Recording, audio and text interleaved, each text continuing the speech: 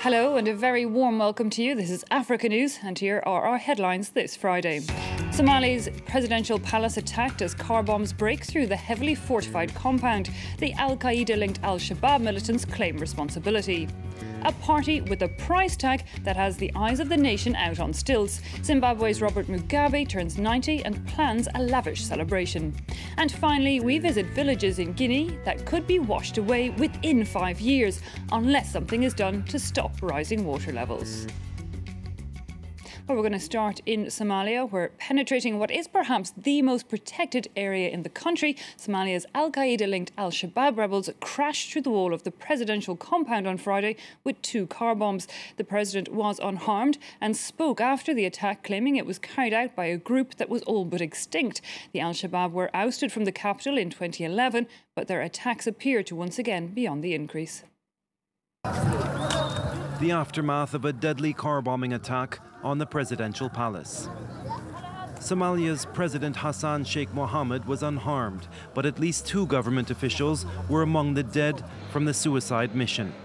The Al-Qaeda-linked group Al-Shabaab claimed responsibility. The attack was carried out by 9 men equipped with machine guns. 7 of the 9 men were shot dead by security forces after a brief face-to-face fight. The other 2 men were driving the vehicles that exploded. We're proud of our forces that foiled the cowardly attack.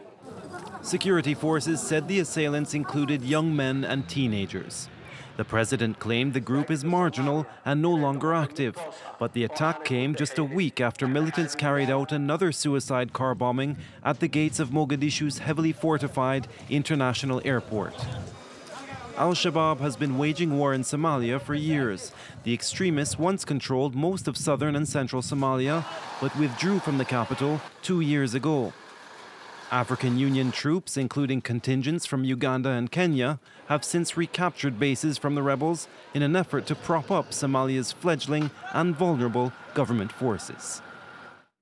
Picked to be Prime Minister but declining the position. Madagascar's former strongman, Ange Razoel, says he doesn't want the top job in the country's new government. His party has the majority of seats and wanted him to take the role, but Razoel says he couldn't work with the president's politics. Many critics see the current president as nothing more than a proxy of his predecessor, who Razoel helped oust back in 2009. Well, Africa's oldest leader, Zimbabwe's Robert Mugabe, turns 90 this Friday. He's spending his birthday in hospital in Singapore, raising eyebrows and rumours that his health could be in question. Officially, he's having a simple eye operation and will be back home by Sunday in time for lavish celebrations. A party with a price tag that has many eyes out on stilts.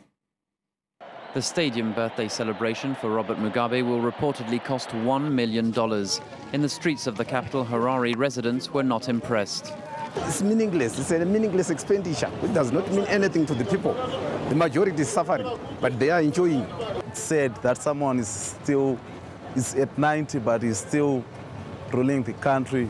He still needs the power. If many openly criticize Mugabe, it was not always like this. In 1964, he was jailed for 10 years for opposing white minority rule. He then became a revolutionary hero, fighting the regime led by Prime Minister Ian Smith. And finally coming to power in 1980 when Zimbabwe became independent.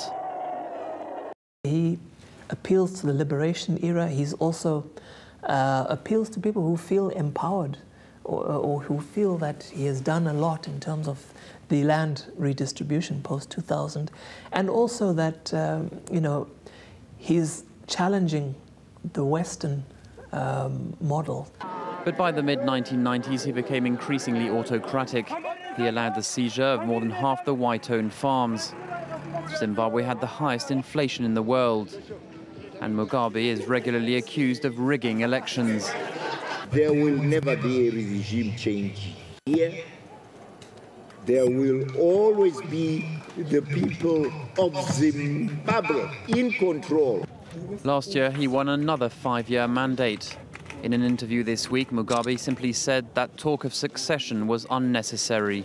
But this Friday, he was out of the country for the first time on his birthday as he received medical treatment in Singapore. One of the founders of the Libyan Islamic fighting group, and that is the group who helped overthrow Muammar Gaddafi, has been killed in a plane crash, along with 10 other Libyans. They were all on board a medical flight to Tunis. The plane's crew had reported that one of the engines had caught fire. Determined to have a healthier future, Senegal is doing all it can to advertise the benefits of signing up for healthcare. Since last October, children under 5 can now be treated for free, a move that has seen surgeries busier than ever. France 24 reports from Dakar. These men want to know more about how taking out a health insurance plan could help them. To benefit from Senegal's new universal health coverage, they'll first need to shell out for a basic policy at a price of between €1 and €5 per month. Healthcare is far too expensive. If we have a health plan, we really benefit from it. This is what we want. A minimum policy covers basic care for a whole household. But it's not always easy to get subscribers to pay up in order to scrape together the funds needed to support their claims. We need to go to the people, raise awareness to make improvements, but for now the message hasn't been heard. Since the system's launch, this surgery receives twice as many patients. Some free care is now available too, for now only for children under 5. Health workers believe the measures will encourage Senegalese people to seek medical help sooner rather than later. People get sick and stay at home until the disease worsens. Whereas when we say that it is free for them to come, they don't hesitate to seek assistance within the system. It's set to cost the government €7.5 million a year. An ambitious, costly challenge for one of the world's poorest countries, but one that could save many lives. Well, finally, to a country that is also known as the Water Tower of Africa. With 22 major rivers, Guinea is famed for its water wealth. But while water can bring life, with climate change and bad management, islands off the coast of Conakry are currently finding themselves submerged, and villages are literally being drowned. An island in distress in Guinea. Kabak Island, located some 70 kilometers from the capital Conakry, is critically threatened by rising waters. The island's vast rice paddies are vital for the country. The Environment Ministry says it's taking the problem very seriously. You know now that climate change is not a story made up by fools. We've observed that each year we lose 10 meters of coastline. If we continue losing 10 meters a year, in 5 years this village will no longer exist. The island's residents are worried. They alerted the authorities years ago. An entire village had to be evacuated because it was swallowed by floods. There used to be a dense population here, but with the amount of sand rising excessively, many people were forced to leave. You only see sand around here now. But climate change does not explain everything. The wood that served as a natural dam was cut up to meet the need for fuel. Iron stoves were recently distributed to families as a substitute.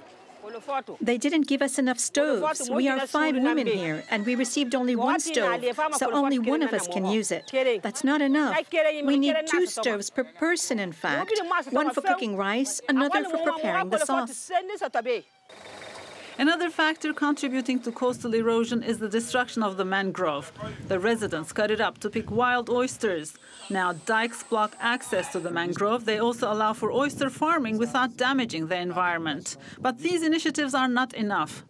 Water continues rising in Kabak, and 2 other islands are faced with the danger of disappearing from the map.